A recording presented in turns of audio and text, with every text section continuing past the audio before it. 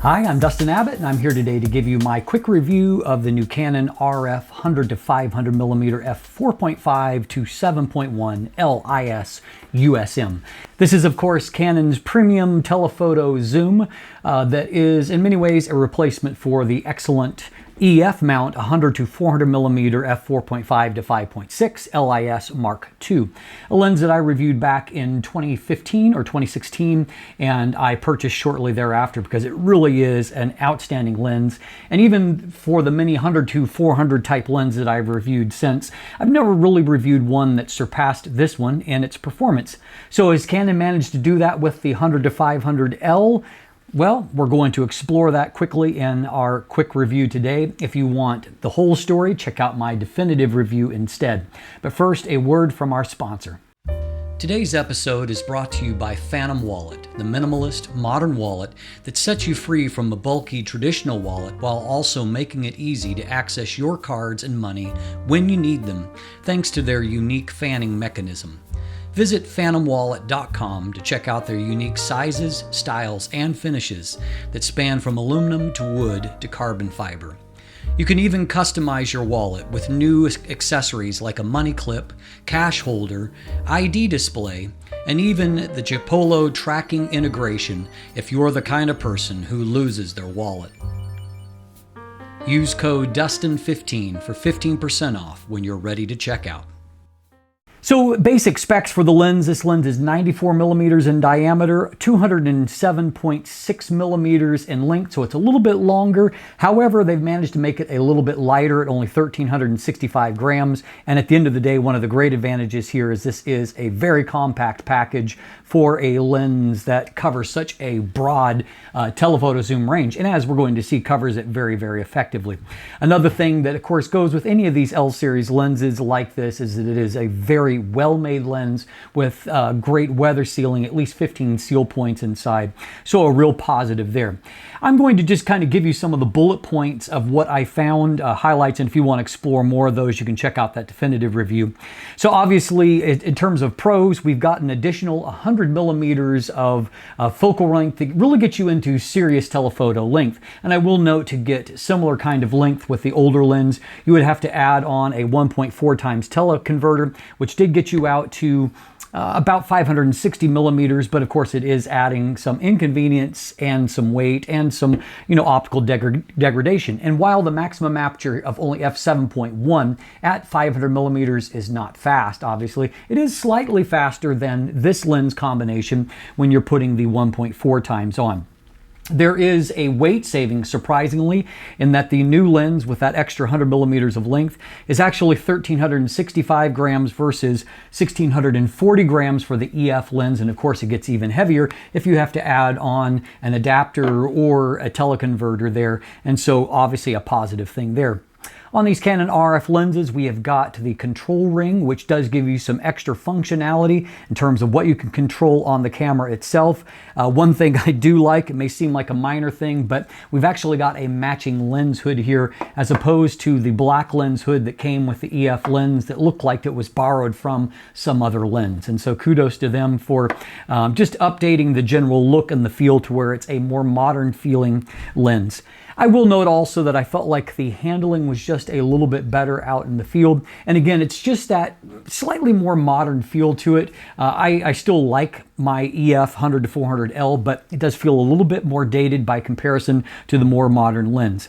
We've also got improved autofocus. Rather than a single ring type USM focus motor in the EF lens, we now have dual nano USM focus motors. So the biggest byproduct of that is, along with just a little bit of additional speed, it is quieter and smoother in operation. So maybe a better option if you want to consider doing some video work as well. And fortunately, there was plenty of focus speed to keep up with demanding focus situations, birds in flight, and even these, sandpipers that are moving in very fast, erratic patterns as they run around. And I had no problem in keeping up with them. And so great tracking capabilities and a lens that really just gets the job done, does what you want for a lens like this. It does have, improves upon what was already a strength for the EF lens. It had a magnification of 0.31 times, which was very useful, and even more useful 0.33 times here, which gets you basically to 1/3 life size. And while it doesn't give you macro lens levels of resolution in those fine details, it does make for kind of an interesting distanced macro lens. It gives you a great working distance, to maybe get up close to things like I've used lenses like this for getting up close to butterflies. In this case, I used it to get up close to seashells and flower petals, which don't move all that much, and so not any kind of problem there, but a nice improvement there. Another thing that I like here is that unlike the EF lens, which had just a removable tripod foot, we've actually got a fully removable tripod collar, which is my preferred method there because it gives you some flexibility with the lens that is as light as this. In some situations, if you're just going to handhold, you may prefer to go without the tripod collar, and it gives you the capability of doing so. This is a lens that is very high performing, and I'll note very consistently performing in my test across the zoom range. From 100mm to 500mm, I saw very consistent optical performance with very good strength all across the frame. I saw very little improvement when stopping the lens down because almost all of its capabilities are available right from wide open, which makes it very useful. It helps to mitigate some of that slightly slower maximum aperture. And so very strong performance there. And I also note that it doubled as a nice portrait lens in a variety of situations where I used it there, and delivered good IAF results and tracking of the eye and some very positive things. In short, this is a lens that is a nice package, handles really well, and is very high performing optically and when it comes to autofocus. So let's hit a few negatives before we wrap things up here today. The first thing that is worth considering is that the price has dramatically increased. This lens is retailing for about $2,900 US, so almost $3,000, which is a pretty high barrier for a lot of people to rise above. That's about $500 more than what the EF lens is selling for right now, about $2,400. But I will note that even that is deceptive. When I bought this lens, and for most of its existence, it actually sold for $2,200. And so Canon has crept the price up just recently, and so the gap is only $500, but it's actually $700 over what the MSRP has been.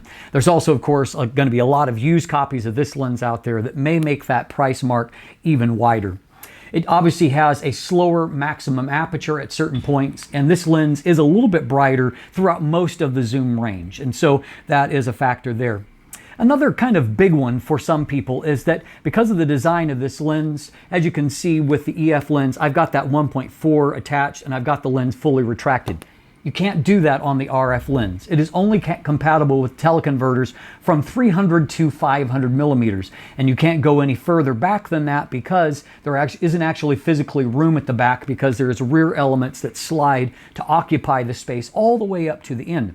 So that means that you can only mount that teleconverter when the lens is zoomed out to 300 millimeters, and you're going to be able to only use it from 300 to 500 millimeters, which of course, while it gives you some additional reach, which is very, very welcome, obviously, but it also means that you're only going to be able to go as wide as 420 millimeters with the teleconverter attached, which, is a downside. And if you've got the 2 times teleconverter attached, you only can go as wide as 600 millimeters. And so while you can reach as far as 1,000 millimeters, very, very useful, you're going to have to remove the teleconverter before storing the lens. So, that's a design that I think a lot of people are less than thrilled about.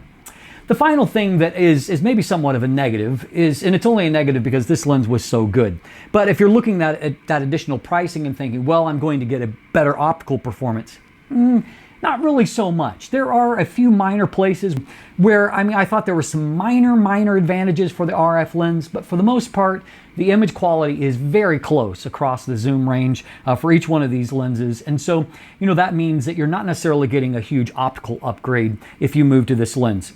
So my conclusion is that this is a high performing lens, but with an equally high price tag. And that makes it a tough sell for those that already own the 100-400 particularly since it does adapt quite well to the new RF bodies.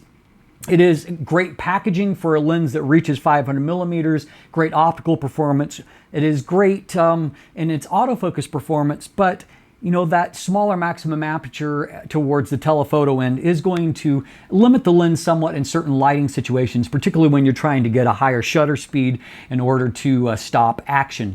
And so, you know, there are a few compromises here that, you know, maybe mar what the lens could have been. But at the end of the day, it is a lens that I am very highly impressed with. I enjoyed using it. It produced a lot of amazing images. But it is a big price point, a big hurdle to overcome, and you're going to have to determine for yourself whether or not the lens is worth your hard-earned money.